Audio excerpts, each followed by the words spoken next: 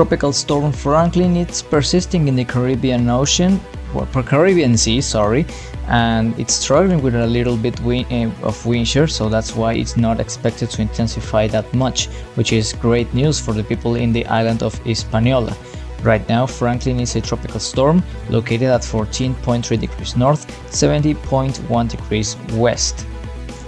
And its current status: tropical storm of 50 miles per hour sustained with a pressure of 1002 millibars, moving to the west slowly at 5 miles per hour.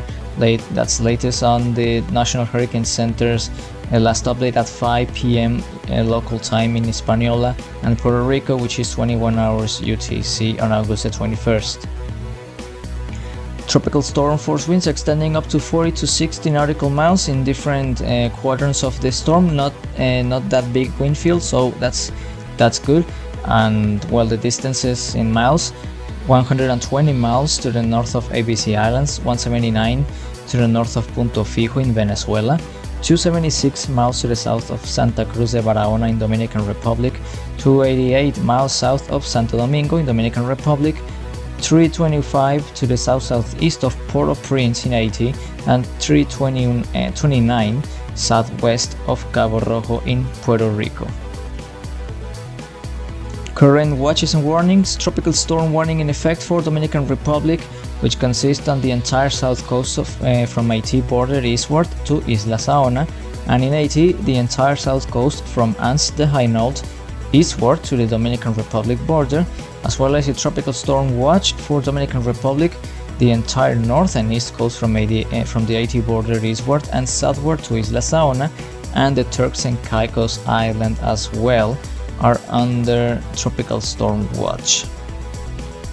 The National Hurricane Center projection about the future of the system: expected to remain as a tropical storm, not intensifying that much as it's struggling with moderate wind shear, so that's great news for the people in the Hispaniola and the Turks and Caicos Islands.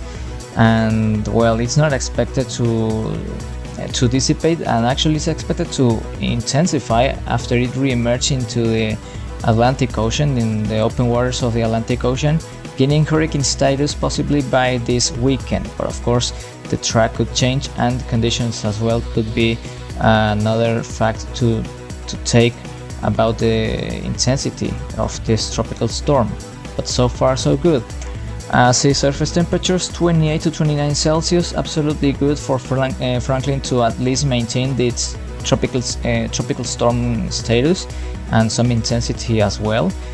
And the GFS model it's predicting that it's going to make landfall in Dominican Republic possibly in the next 36 hours, and then intensifying again after it re-emerges in the open waters in the Atlantic, as conditions are going to be better, wind shear getting low, and warmer sea surface temperatures as well.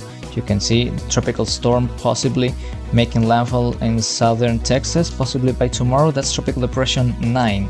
Could be named Harold, which is the next name on the list, but that's a matter of fact. Well, it's a matter of time to see if this actually happens.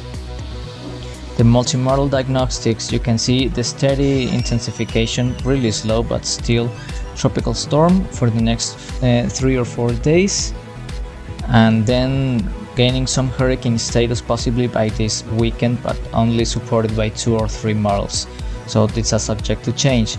The wind shear, it's going to remain moderate, so that's another reason of why Franklin it's not going to intensify that much and practically maintain its tropical storm status between 50 to 60 miles per hour sustained winds. And the sea surface temperatures remaining warm, 29 Celsius, absolutely good for Franklin to intensify. And the humidity as well going to be decent, not that low but also not that high, so as well possibly some dry air conditions could appear on the weekend, since it's going to decrease as it moves more to the northwards.